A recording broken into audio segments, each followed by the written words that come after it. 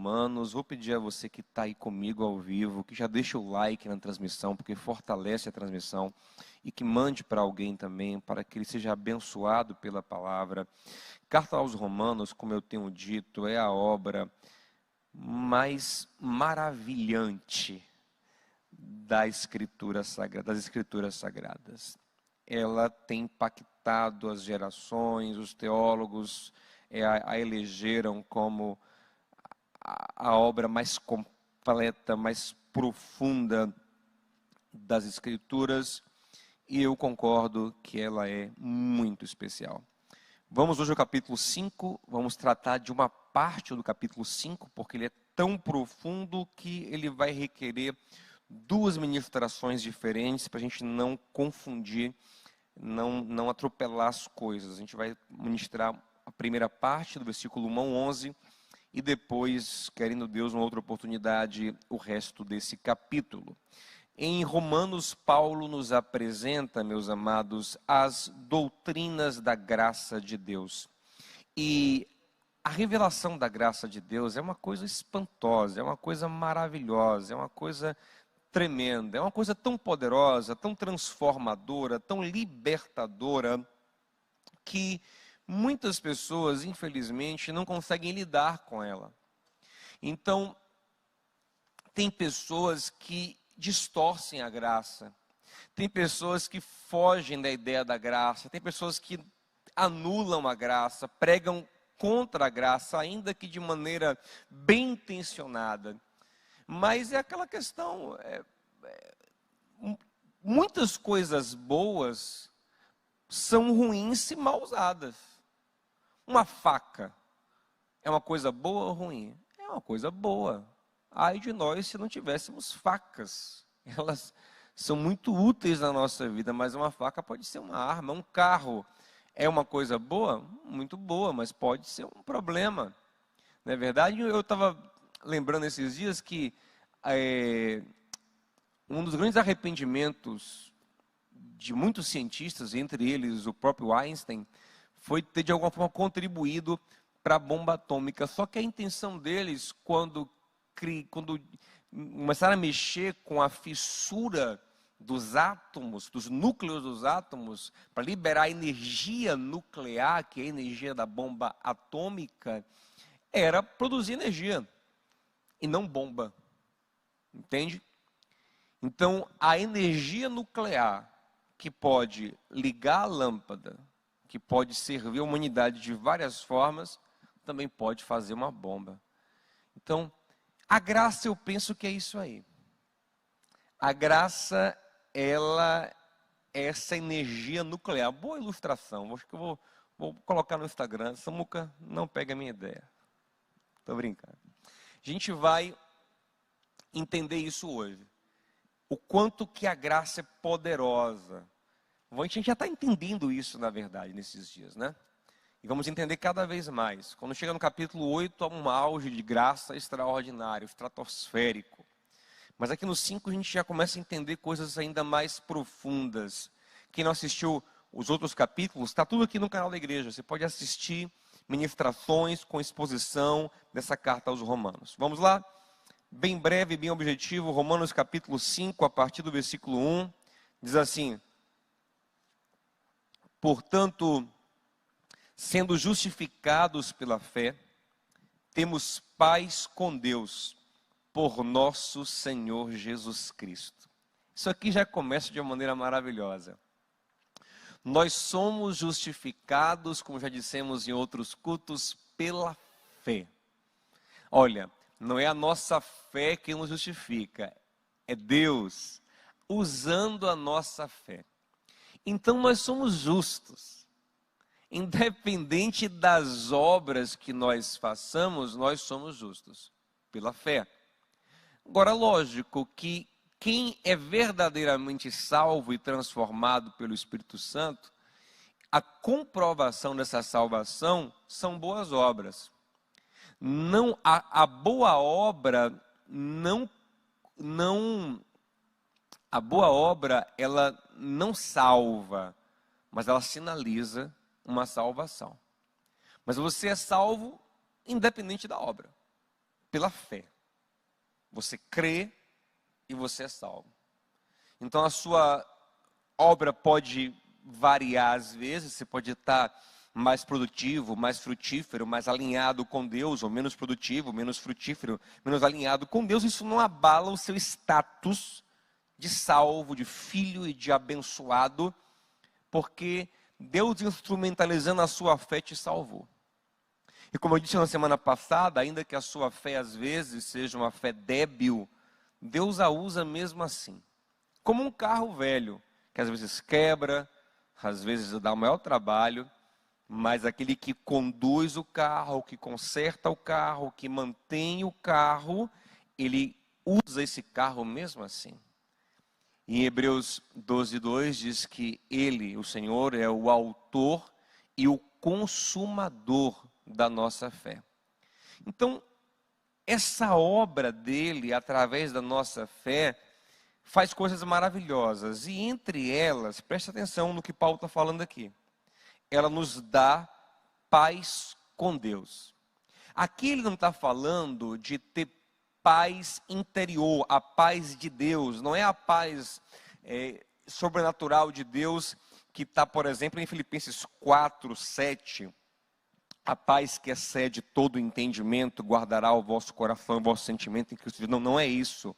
É paz com Deus. Preste atenção. Deus, que antes era nosso inimigo, porque nós estávamos nos opondo a Deus em rebeldia, agora por crermos em Jesus, somos reconciliados com Deus e estamos em paz com Deus. Isso é muito profundo. Deus não é mais seu inimigo. Deus não é mais seu opositor. Deus não está irado com você. Porque a ira de Deus foi derramada sobre o Filho, que até então era unigênito, se tornou primogênito. Todo o furor, a chateação, o aborrecimento, a contrariedade de Deus passou. Pensa num pai furioso. Pai furioso que quer pegar o filho e castigar. Mas de repente, um dos filhos apanha no lugar de todos os outros filhos. E quando os outros filhos que são aprontões chegam em casa esperando aquele pai furioso, encontram um pai que o beija, um pai que o abraça, um pai que o acolhe. Diz: o que foi que aconteceu? E aí alguém fala assim: o irmão de vocês, o mais velho, o justo, aquele que nunca aprontou, que nunca fez nada de errado, tomou a surra, o painho descarregou nele, e agora está de boa. Só tem beijos e abraços para vocês. É exatamente isso. Mas, pastor, então Deus ele não nos corrige, corrige, mas não na sua ira mais. A ira de Deus está sobre aqueles que não estão em paz, reconciliados com Ele. Deus nos corrige num amor profundo, sabe? Deus nos corrige, sabe, com o coração muito apertado, sem furor. Porque ai de nós se enfrentássemos Deus na sua ira, ai de nós. Nós temos paz, nós estamos ao lado de Deus. Nós estamos reconciliados com Ele. Deus nos ama. Deus quer o nosso bem. Isso tem que entrar de vez no seu coração. Deus quer o seu bem. Por que isso tem que estar no seu coração? Porque vira e mexe, nós somos falhos. E às vezes ficamos temendo um castigo, um juízo, a ira de Deus. Irmãos, esqueça isso. João fala em João capítulo 4, aquele que teme não está aperfeiçoado no amor, porque o verdadeiro amor, 1 João 4, o verdadeiro amor lança fora o medo. Naquele contexto ali, o medo é medo do castigo de Deus. Pode ler o versículo, diz assim, ó, porque o temor pressupõe castigo, juízo de Deus. Mas como nós estamos no amor dele, nós nos apresentamos diante dele temendo o castigo, temendo o juízo. Nós sabemos que ele nos ama. Se ele fizer algum movimento de restrição, de algum movimento de limitação, de privação em nossas vidas, é uma obra de amor. Não é irado. Não é descarregando ira. Isso não existe mais. Não, nós estamos em paz nós temos paz com Deus. Nós estamos pacificados com o Senhor. Não somos seus inimigos, não somos seus adversários, somos seus aliados. Deus nos ama, Deus nos quer bem. Ele pode estar triste conosco, preste atenção. Pense num pai que te ama incondicionalmente, uma mãe que te ama incondicionalmente. Você pode ligar para ela, ela pode estar triste com você, mas ela te ama. Você pode contar com ela. Ela torce por você. Se você for para o hospital e não tiver como pagar, ela vai pagar a conta. Se faltar comida na sua mesa, ela tira do dela e dá para você comer. Ela sacrificará, fará tudo por você. Porque você tem paz com a sua mãe, você tem paz, você não é inimiga da sua mãe, nem inimiga do seu pai. Você entende? É a mesma coisa, deixa isso entrar no seu coração. Nós temos paz com Deus. Deus está ao nosso lado por causa do que fez Jesus Cristo. Essa é a grandeza do Evangelho. Pronto, eu vou gastar mais tempo nesse versículo para você entender ainda mais profundamente. Lembra de Noé? A humanidade era perversa e Deus estava contra a humanidade. Ele fala: Noé, eu vou destruir a humanidade porque eu não suporto mais a humanidade, eu vou preservar só você. E Deus, ele se opõe, ele tem um furor destrutivo contra a humanidade. Isso não acontece conosco. Lembre de Babel. Deus olha aqueles homens construindo a torre e ele diz: eu não quero que eles prosperem, não quero que eles cresçam, eu não tenho prazer no que eles fazem, e Deus os dispersa. Isso não acontece conosco. Nós somos filhos amados como Jesus. O prazer de Deus está em nossas vidas. Ele se alegra conosco. Ele não tem prazer em nosso sofrimento, ele só permitirá o sofrimento se ele for necessário. É como um pai que leva um filho no dentista. Você acha que o pai tem prazer de ver um dentista furando o dentinho do seu filho, ele lá gritando de dor? Ele disse: não, ele não queria, eu queria que ele escovasse o dente. Eu queria que ele não tivesse que passar por isso, mas ele tem que passar para se livrar da cárie. É o que Deus faz. Ele permite dor e sofrimentos, mas com o coração apertado, porque no fundo não é a vontade dele para a gente essa. Deus não é nosso inimigo, nós temos paz com ele. Nós estamos ao lado dele. Ele nos ama profundamente. Isso tem que entrar no seu coração. Versículo 2. Pelo qual também temos acesso pela fé a esta graça, na qual estamos firmes e nos regozijamos na esperança da glória de Deus. Olha que coisa maravilhosa. Nós temos acesso a Deus, acesso a essa graça de ter comunhão com Deus, acesso. Pela fé em Jesus eu tenho acesso, você tem acesso, Deus te ouve.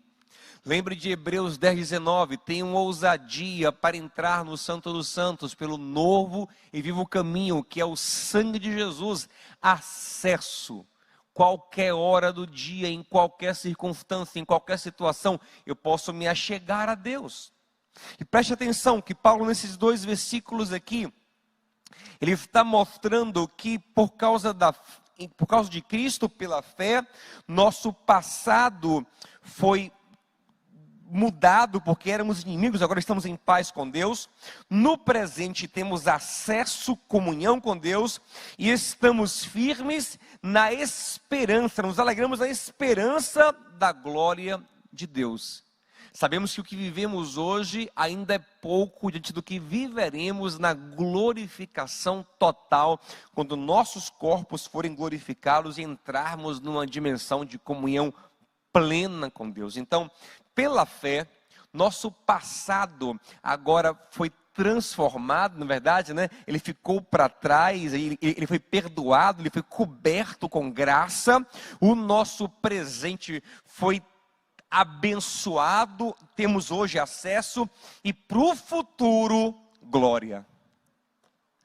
Para o passado, perdão. Para o presente, comunhão. Para o futuro, glória. Ei, entenda, é isso que você recebeu em Jesus. Por isso que o Evangelho deve ser apaixonante, porque eu tenho nele tudo. Paz com o meu passado, perdão, graça, misericórdia, transformação. Bênção para o meu presente, progresso e glória inimaginável para o meu futuro. O auge da minha vida chegará quando eu estiver glorificado junto com Cristo, junto com o Senhor. Isso é maravilhoso. E ainda continua, versículo 3. E não somente isto, mas também nos gloriamos nas tribulações, sabendo que a tribulação produz a paciência, e a paciência a experiência, e a experiência a esperança. Preste atenção. Alguns entendem errado esse texto, porque dizem, nós temos que nos alegrar por causa das tribulações. Não. Preste atenção, me ouça aqui. Me ouça com o seu coração aberto agora. Ouça uma coisa. O chamado do Evangelho não é um chamado ao masoquismo. Muitas pessoas entendem que é isso. Nós temos que ter prazer na luta, na dor, na batalha, no sofrimento, né, na angústia. Vida de crente é isso, é tomar a cruz, e é sofrer, e ter prazer. Não, gente, vamos pensar aqui. Se Deus quer que o homem tenha prazer na dor, para que então Ele traz consolo? Para que Ele diz que bem-aventurados são os que choram, porque serão consolados? Para que consolo, se é para ter prazer na dor? Então não consola. Deixa a pessoa sofrer, porque quanto mais ela sofrer, mais prazer ela vai ter na dor. Para que Ele nos manda socorrer os aflitos, ajudar os carentes, os necessitados? Porque a Bíblia diz no Salmo 46 que o Senhor é socorro bem presente na angústia, né? Porque se é para a gente ter prazer na dor, não é isso, gente. Deus não quer dor.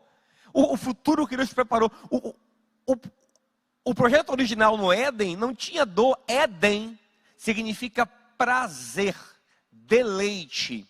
Inclusive é a palavra hebraica que aparece muitas vezes para o prazer íntimo na relação homem e mulher. É o nome Éden. Prazer, deleite. Esse foi o projeto original de Deus. E o projeto final é novo Éden. Olha Apocalipse. É árvore da vida, é rio da vida, é restauração do Éden, paraíso de novo. Então Deus não tem prazer na nossa dor, pelo contrário, Deus detesta a dor. O último inimigo de Jesus é a morte, que é o que causa mais dor ao ser humano. E o Senhor a derrotou e a derrotará definitivamente quando nós ressuscitarmos e nunca mais vamos morrer porque estaremos nele. Então, entenda esse texto aqui, ó. Nós nos gloriamos nas tribulações e não por causa das tribulações, mas nas tribulações, em meio às dificuldades, em meio às dores, por nos entendermos profundamente amados por Deus, por sabermos que nós temos paz com Ele e não somos inimigos dEle, nós encontramos formas de, no meio da tribulação, nos alegrarmos. Apesar da tribulação, nos alegramos. Por quê?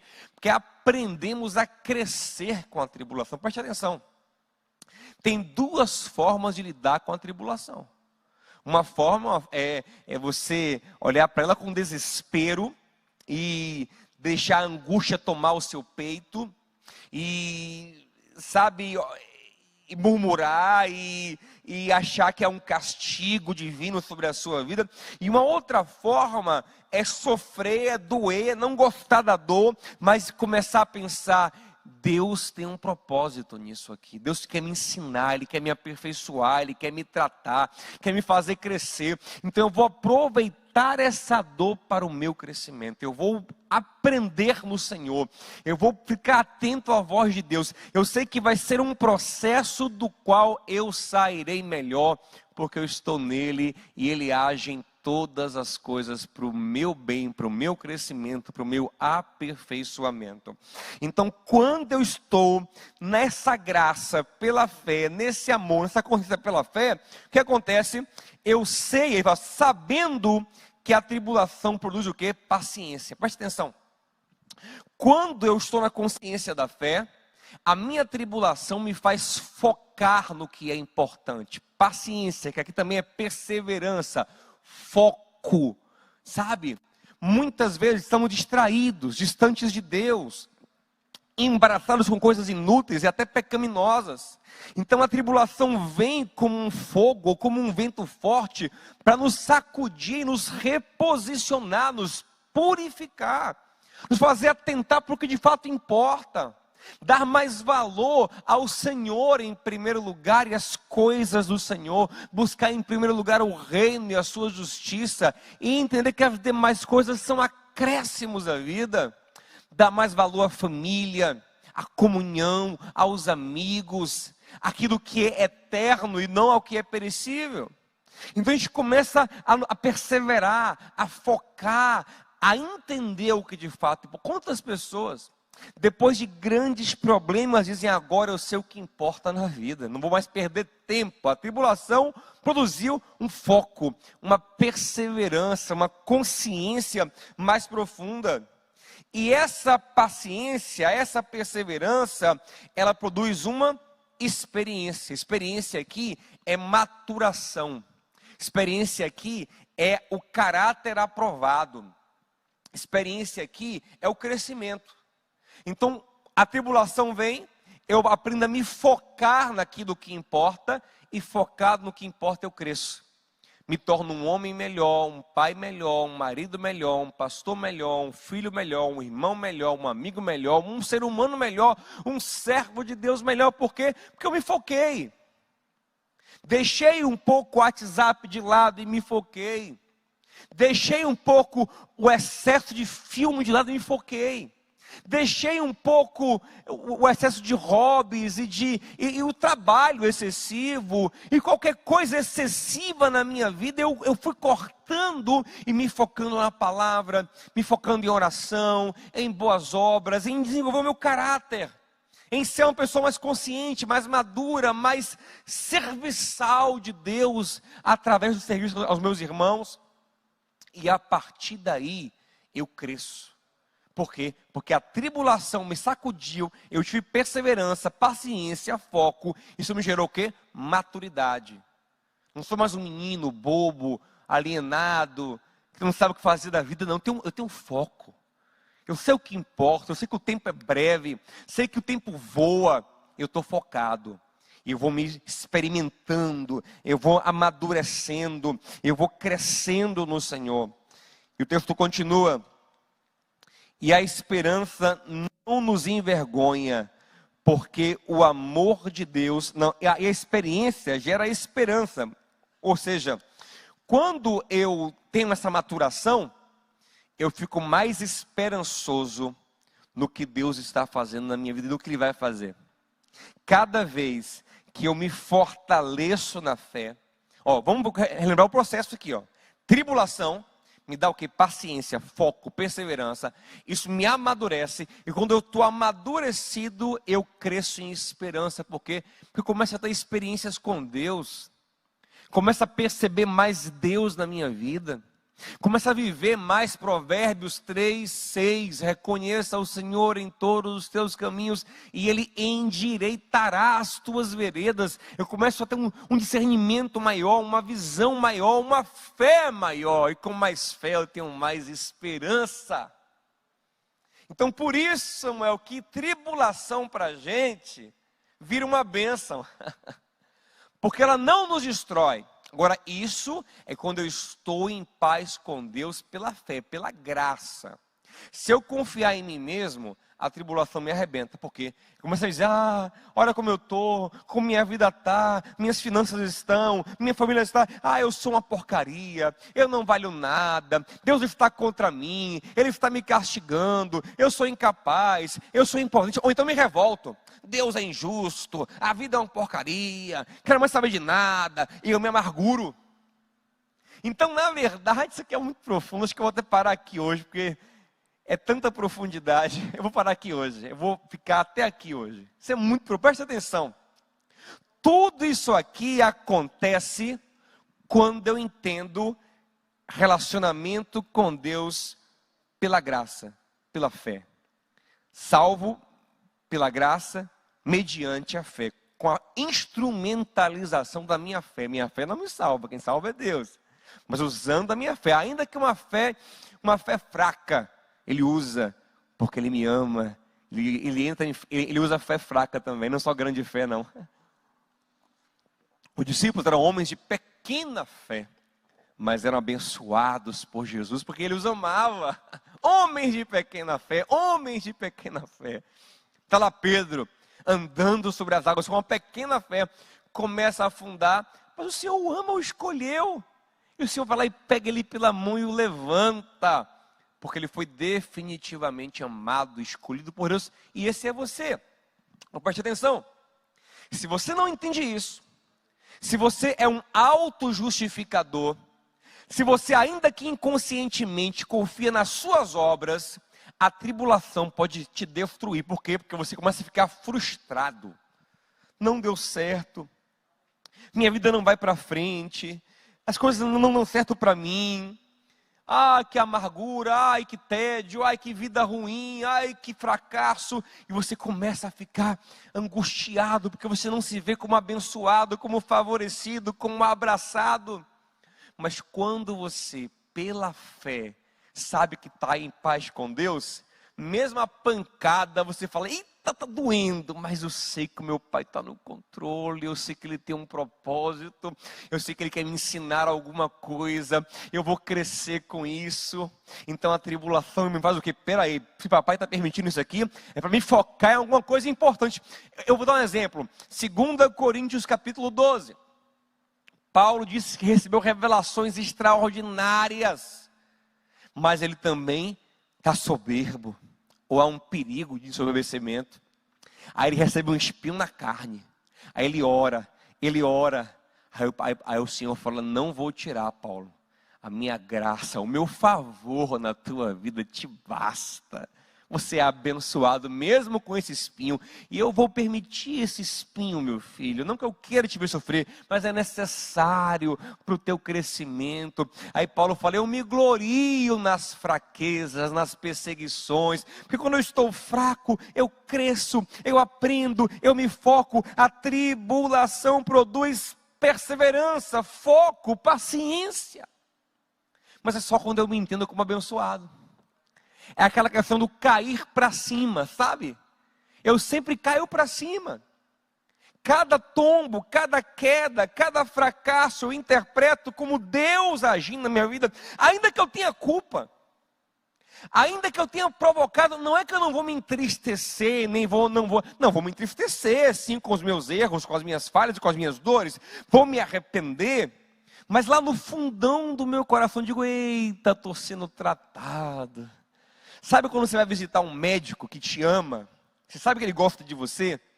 Sabe que ele vai te dar uma bronca porque você não está cumprindo o que ele te passou? Aí você recebe aquela, ixi, doutor fulano vai me pegar.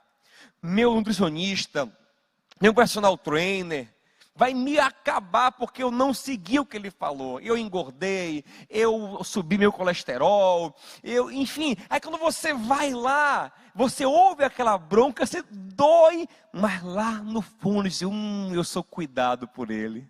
Essa bronca aqui é boa. É a mesma coisa. Então a gente vai se gloriando na tribulação, porque a gente sabe que há um favor de Deus também nessa tribulação. Ela produz o quê? Foco. E esse foco, eu cresço. E quando eu cresço, eu me aproximo do Senhor ainda mais. Tenho mais experiências com Ele e aumento a minha esperança. E para encerrar, olha o que ele fala. versículo 5. E a esperança não nos envergonha, porque o amor de Deus está derramado em nossos corações pelo Espírito Santo que é dado a nós. Tipo assim, pastor, isso aqui é profundo, preste atenção. Eu vou ter que dividir o capítulo 5 em 3 pregações, eu acho. Mas que é profundo, eu parei aqui propositalmente. Pastor, beleza. Tribulação, aí eu sei que Deus me ama, que eu estou em paz com Deus, que eu estou reconciliado com Ele. Então eu foco, eu tiro coisas supérfluas e foco no que importa, e aí eu cresço. Quando eu cresço, eu tenho experiências com Deus, e aí a minha esperança, ela cresce também, minha confiança no que Deus fará na eternidade e nessa vida cresce também. Mas como eu sei que tudo isso não é só uma coisa da minha cabeça, não é só uma criação, como é que eu posso confiar nisso? Paulo diz que a confirmação desse processo é o testemunho do Espírito Santo em nosso coração, com amor. Que testemunho é esse? Um testemunho de amor. O amor de Deus está derramado em nosso coração pelo Espírito Santo. Observe. O Espírito vem, ele testemunha lá dentro da gente que nós somos amados. Isso é profundíssimo. Isso é uma coisa extraordinária. O Espírito Santo, ele vai dentro de você e ele confirma que você ama. Você se sente amado. Você se sente profundamente amado. Não é uma coisa que a minha pregação te convença, ela vai te ajudar a entender. Mas é um testemunho muito mais profundo do que a minha palavra. Ele acontece lá na divisão da alma e do espírito. É muito profundo em você. Às vezes esse testemunho acontece em mim de manhã cedo, às vezes tarde da noite, às vezes meio-dia, às vezes mais de uma vez num dia, de repente eu tenho aquela sensação profunda de amor. Mas não é amor próprio, porque eu me amo, eu me cuido, autocuidado, não é isso. É um abraço do Espírito, esse derramar, essa sensação, esse sentimento e uma consciência que vai para além da nossa capacidade de raciociná-la. Por isso que Paulo fala, ele é derramado, é um derramar, é um lavar de alma, é um penetrar nos níveis mais profundos do inconsciente humano. Ele vai derramando, penetrando como um óleo, ele vai derramando e você vai sentir, nossa, eu sou amado. Nossa, eu não estou avulso nesse universo, há um abraço, há um carinho, há um toque, há um amor do Espírito por mim. Aí isso confirma tudo. Confirma a minha esperança, confirma as minhas experiências, confirma a minha perseverança, confirma que a tribulação é produzindo em mim um fruto bom. E até me consola. E na hora certa, Deus me tira da tribulação. Porque eu já passei todo esse processo com o amor de Deus pulsando em meu coração. E aí viram outras tribulações e novo crescimento. Porque eu estou na consciência de que eu tenho paz com Deus. Deus não é meu inimigo, Ele é meu amigo. Ele é meu amigo. E amigo que é bom amigo, como a gente pregou aqui no domingo de manhã, ele é sincero, ele é honesto. Se você tiver que ficar numa prova por muito tempo, repetindo, até amadurecer, você vai ficar. Ele não vai sabotar você e o processo. Porque te passar na prova sem você ter amadurecido, é sabotagem. Você vai tomar pancada maior na próxima prova. Então, é tudo nessa consciência, desse amor, dessa graça e dessa bênção. Vamos cantar um pedacinho da canção e vamos orar juntos. E nessa oração, eu quero pedir ao Senhor que derrame no seu coração essa confirmação amorosa do Espírito Santo. O amor de Deus foi derramado em nosso coração pelo Espírito Santo. Esse testemunho, essa presença, essa vida. Isso que no Evangelho é inexplicável, sabe? Nós não podemos explicar, você tem que ter uma experiência, sentir, receber essa ministração profunda dentro do seu coração. E só você e Deus sabem o quanto ela é real. Ninguém pode dizer, olha, a sua foi real, a sua não foi real. Não, é você quem sabe. É você quem crê nesse testemunho, nessa vida. Às vezes, ele é sinalizado com lágrimas que correm nos nossos olhos, um calor que toma o nosso corpo, uma alegria. Que alegria é essa? Parece que eu tomei alguma coisa, né? Até Paulo compara, né? Lá em Efésios 5, né? Não vos embriagueis com vinho, mas enchei-vos do Espírito. Isso tem muito a ver com essa alegria, às vezes, que o vinho causa. Uma alegria, uma coisa gostosa, um calor, um quebrantamento, um choro, um toque, algo. O que é isso que eu estou sentindo? É a presença dEle confirmando o amor do Senhor na tua vida. Às vezes não tem nada disso, mas tem uma consciência profunda, tem um toque lá dentro do seu coração. E que Deus faça isso na sua vida hoje, porque Ele está aí com você. E que hoje Ele confirme o amor dEle na sua vida. Então todas as tribulações são escolas. Que maravilha! Nós não temos tribulações como um fim em si mesmo.